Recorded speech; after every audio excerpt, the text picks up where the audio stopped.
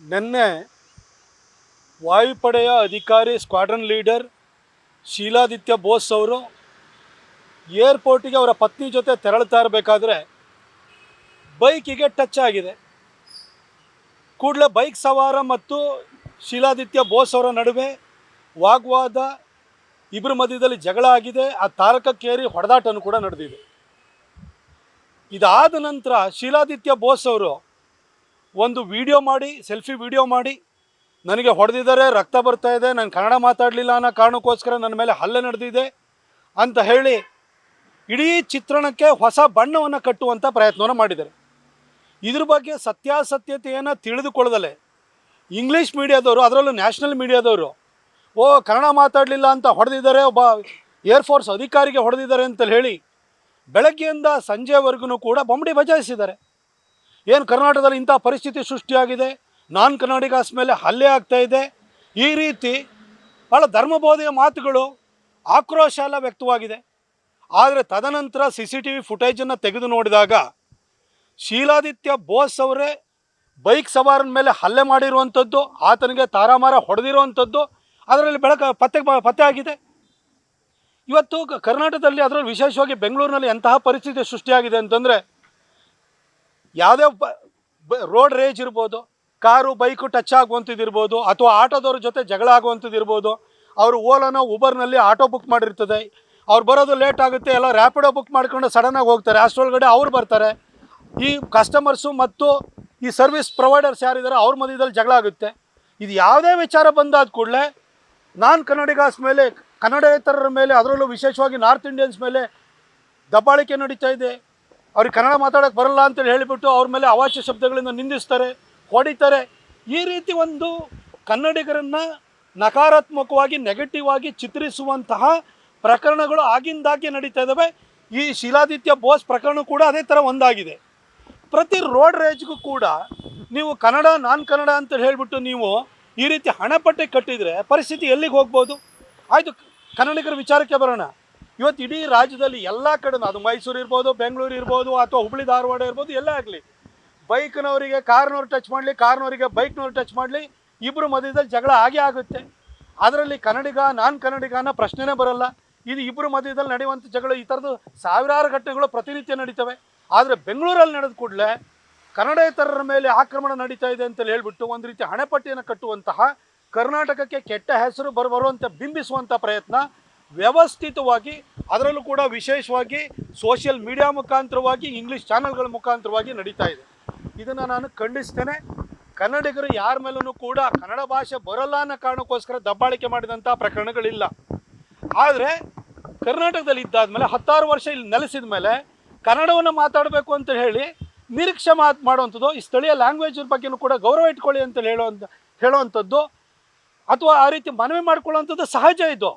ಇದು ಎಲ್ಲ ರಾಜ್ಯಗಳಲ್ಲೂ ಇದೆ. ಇದು ಆಯಿತು, ನಾನು ಕೇಳಲಿಕ್ಕೆ ಬಯಸ್ತೀನಿ, ಈ ನಾರ್ತ್ ಇಂಡಿಯನ್ಸ್ ಏನಿದಾರಲ್ಲ, ಯಾವತ್ತು ನಮ್ಮ ಮೇಲೆ, ಹಿಂದಿ ಮಾತಾಡೋರ ಮೇಲೆ ಅಥವಾ ನಾರ್ತ್ ಇಂಡಿಯನ್ಸ್ ಮೇಲೆ ಆಕ್ರಮಣ ಆಗುತ್ತೆ ಅಂತ ಹೇಳ್ತಾರಲ್ಲ, ನಿಮ್ಮ ಹತ್ರ ಒಳ್ಳೆ ಇಂಜಿನಿಯರಿಂಗ್ ಕಾಲೇಜ್ ಇಲ್ಲ, ಮೆಡಿಕಲ್ ಕಾಲೇಜ್ ಇಲ್ಲ ಅಂತ ಗತಿ ಇಲ್ಲದೆ ಕರ್ನಾಟಕ ನೀವು ಬರ್ತೀರಿ.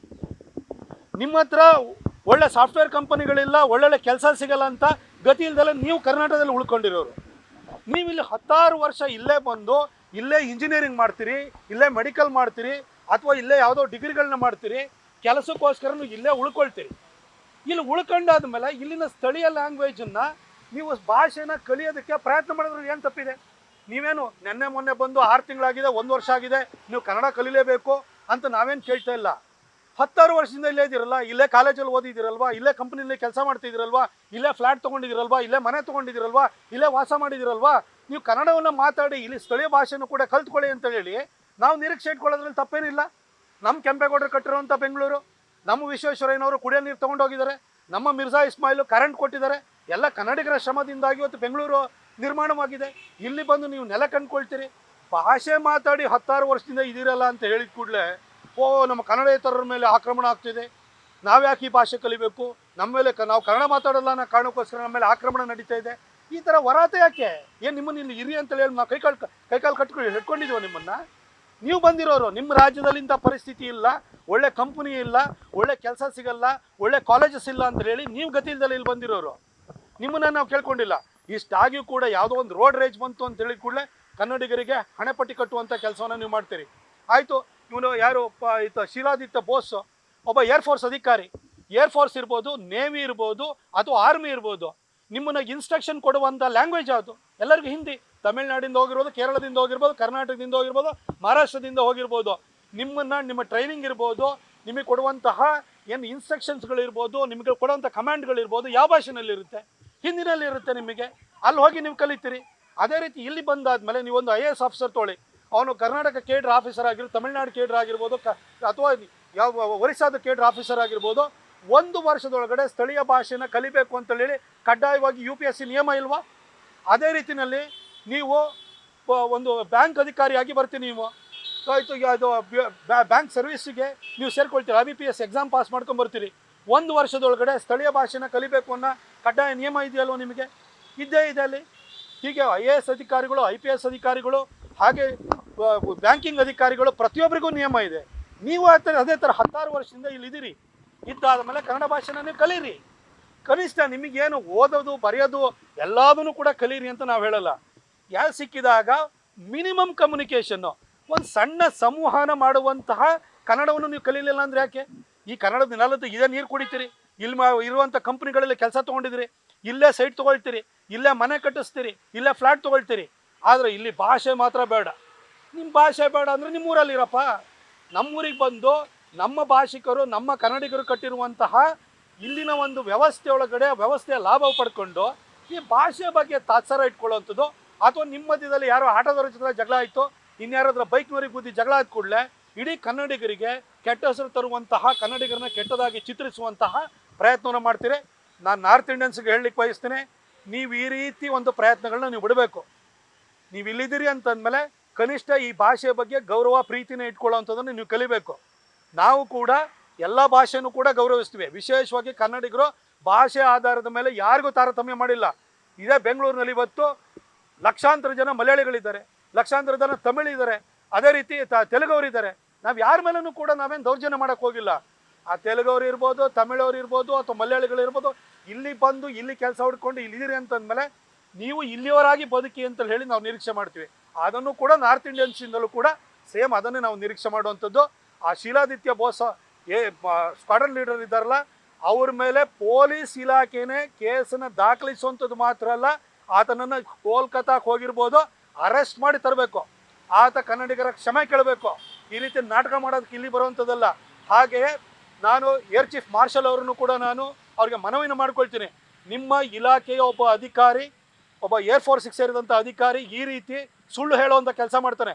ಈ ರೀತಿ ನಿಮಗೆ ಒಂದು ಸತ್ಯಸಂಧತೆ ಇಲ್ಲದೆ ಇರುವಂಥ ಅಧಿಕಾರಿನ ಕೂಡಲೇ ನೀವು ಡಿಸ್ಮಿಸ್ ಮಾಡಬೇಕು.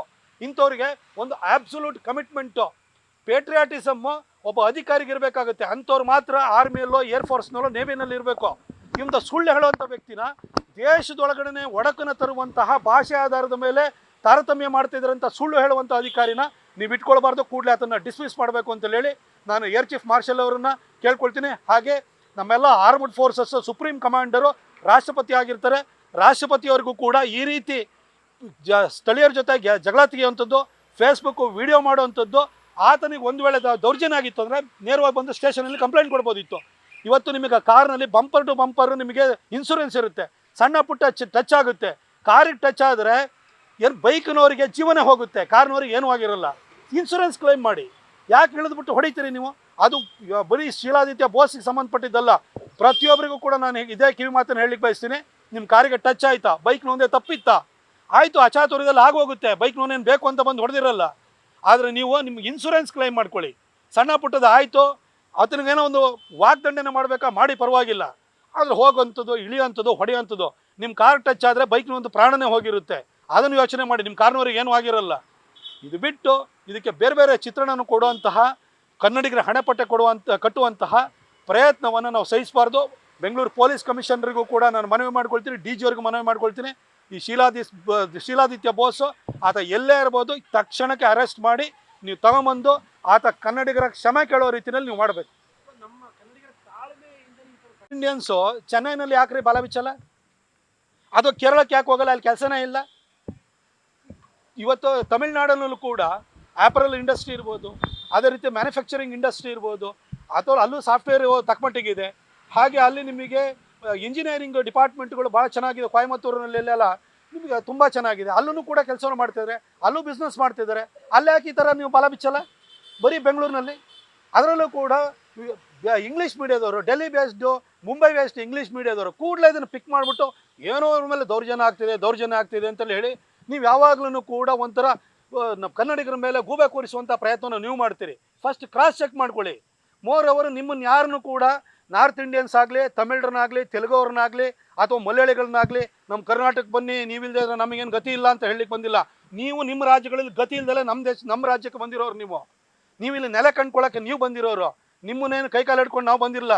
ನೀವು ನಮ್ಮ ಕರ್ನಾಟಕಕ್ಕೆ ಎಂಟ್ರಿ ಬೇಕು ಅಂತ ಕೇರಳದವರು ಕೂಡ ಈ ಪಕ್ಕದಲ್ಲಿ ಬಂಡೀಪುರದಲ್ಲಿ ನಮ್ಮ ಅಭಯಾರಣ್ಯದಲ್ಲಿ ಅವರಿಗೆ ರಾತ್ರಿ ಏನು ನೈಟ್ ಓಡಾಡುವಂಥದ್ದು ಪ್ರವೇಶ ನಿಷೇಧ ಇದೆಯಲ್ಲ, ಅದನ್ನು ತೆಗೆದಾಕಿ ಅಂತ ಹೇಳ್ತಾರೆ. ಯಾಕೆ ಹೇಳಿ? ಗತಿ ಇಲ್ಲ, ತಿನ್ನಕ್ಕೆ ಗತಿ ಇಲ್ದಲೆ ಇಲ್ಲಿ ಕರ್ನಾಟಕ ಬರಬೇಕು, ಅವರಿಗೆ ಆಬಾದಿತ್ವ ಬರಬೇಕು. ಬೇರೆ ರಾಜ್ಯಗಳವರು ನಿಮ್ಮ ರಾಜ್ಯಗಳಲ್ಲಿ ಒಳ್ಳೆ ವ್ಯವಸ್ಥೆ ಇಲ್ಲದಿರೋದ್ರಿಂದ, ಒಳ್ಳೆ ಕಂಪ್ನಿಗಳು ಇಲ್ಲದೆ ಇರೋದ್ರಿಂದ, ಒಳ್ಳೆ ಕಾಲೇಜಸ್ ಇಲ್ಲದೆ ನೀವು ಇಲ್ಲಿ ಗತಿಗೆಟ್ಟು ಬರ್ತಾ ಇದ್ದೀರಿ. ನೀವು ನಮಗೆ ಪಾಠ ಹೇಳಕ್ಕೆ ಹೋಗ್ಬೇಡಿ. ಕನ್ನಡಿಗರು ಸಾಫ್ಟಾಗಿರ್ತಾರೆ ಅಂತ ಹೇಳಿದ ಕೂಡಲೇ ನೀವು ಏನು ಬೇಕಾದ್ರೂ ಮಾಡ್ಬೋದು, ನಮ್ಮ ಮೇಲೆ ಸವಾರಿ ಮಾಡ್ಬೋದು ಅಂತ ಹೇಳಿದರೆ ನಾವು ಬಗ್ಗಲ್ಲ. ಇದಕ್ಕೆ ವಾಪಸ್ ಯಾವತ್ತು ಕನ್ನಡಿಗರು ತಿರುಗಿ ನಿಲ್ತಾರೆ ಆವತ್ತು ನಿಮಗೆ ಉಳಿಗಾಲ ಇರಲ್ಲ ಅನ್ನೋದು 1991-92ನಲ್ಲಿ ಕಾವೇರಿ ಗಲಾಟೆ ಆದಾಗ ತಮಿಳ್ನಾಡವರಿಗೆ ಅನುಭವಕ್ಕೆ ಬಂದಿತ್ತು. ಅಂಥ ಒಂದು ಪರಿಸ್ಥಿತಿನ ಇನ್ನೊಂದು ಸರಿ ನೀವು ತಂದಿಟ್ಕೊಳಕ್ಕೆ ಹೋಗ್ಬೇಡಿ. ನೀವು ಇದನ್ನೆಲ್ಲ ಭಾಷಿಕರಿಗೂ ಹೇಳಲಿಕ್ಕೆ ಬಯಸ್ತೀನಿ. ಕನ್ನಡಿಗರ ತಾಳ್ಮೆನ ನೀವು ಅತಿಯಾಗಿ ಟೆಸ್ಟ್ ಮಾಡಿದರೆ ಕಾವೇರಿ ಗಲಾಟೆ ಆದಾಗ 91-92ನಲ್ಲಿ ಏನಾಗಿತ್ತು ಪರಿಸ್ಥಿತಿ ಅಂತ ನೀವು ನೋಡಿದ್ದೀರಿ. ಕನ್ನಡಿಗರಿಗೆ ಅಂಥ ಶಕ್ತಿ ಇದೆ, ಯಾರನ್ನು ಬೇಕಾದ್ರೂ ಬಡ್ದು ಓಡಿಸೋ ಶಕ್ತಿ ಇದೆ. ಆದರೆ ನಿಮ್ಮಿಂದಾಗಿ ನಮ್ಮನೆ ಬೆಳಗ್ತಾ ಇಲ್ಲ. ನಿಮ್ಮನೆ ಬೆಳಗ್ತಾ ಇರೋದು ನಮ್ಮ ಕರ್ನಾಟಕದಿಂದಾಗಿ. ಅದನ್ನು ಅರ್ಥ ಮಾಡಿಕೊಂಡು ಇಲ್ಲಿ ಸ್ಥಳೀಯ ಭಾಷೆಗೆ ಗೌರವ ಕೊಟ್ಕೊಂಡು, ಕಾನೂನಿಗೆ ಗೌರವವನ್ನು ಕೊಟ್ಕೊಂಡು ನೀವಿರಿ.